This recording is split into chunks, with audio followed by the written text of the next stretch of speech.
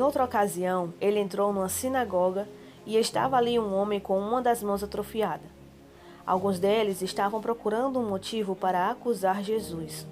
Por isso, observavam atentamente para ver se ele iria curá-lo no sábado.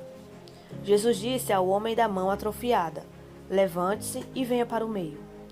Depois Jesus lhes perguntou: "O que é permitido fazer no sábado? O bem ou o mal? Salvar a vida ou matar?" Mas eles permaneceram em silêncio.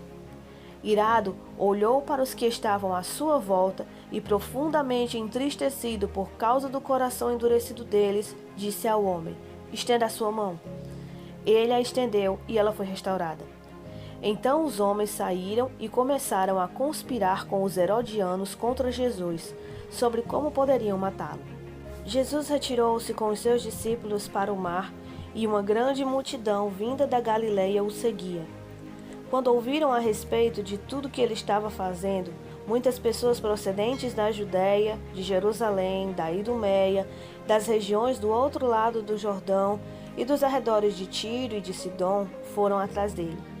Por causa da multidão, ele disse aos discípulos que lhe preparassem um pequeno barco para evitar que o comprimissem, pois ele havia curado a muitos, de modo que os que sofriam de doenças ficavam se empurrando para conseguir tocar nele.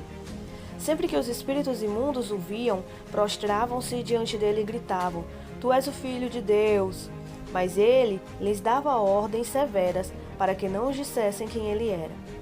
Jesus subiu a um monte e chamou a si aqueles que ele quis, os quais vieram para junto dele.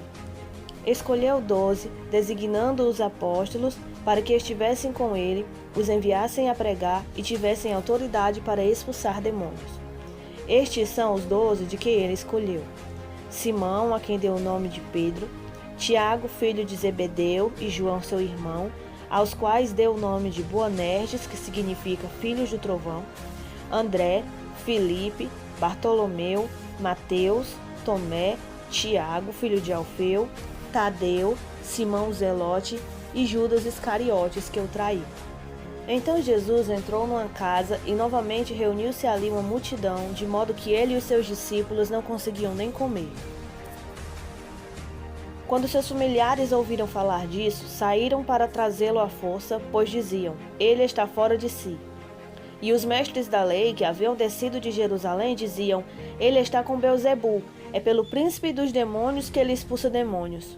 Então Jesus os chamou e lhes falou por parábolas: "Como é que pode Satanás expulsar Satanás? Se um reino estiver dividido contra si mesmo, ele não poderá subsistir.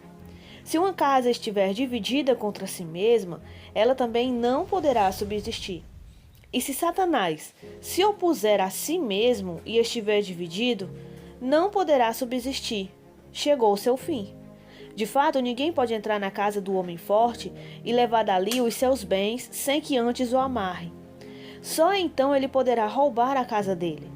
Então eu lhes asseguro que todos os pecados e blasfêmias dos homens lhes serão perdoados, mas quem blasfemar contra o Espírito Santo nunca terá perdão. É culpado de pecado eterno." Jesus falou isso porque eles estavam dizendo: "Ele está com o espírito imundo." Então chegaram a mãe e os irmãos de Jesus e, ficando do lado de fora, mandaram alguém chamá-lo. Havia muita gente assentada ao seu redor e lhe disseram: "Tua mãe e os teus irmãos estão lá fora e te procuram." "Quem é minha mãe? Quem são meus irmãos?" perguntou ele. Então olhou para os que estavam assentados ao seu redor e disse: "Aqui estão a minha mãe e os meus irmãos. Quem faz a vontade de Deus, este é meu irmão e minha irmã e minha mãe."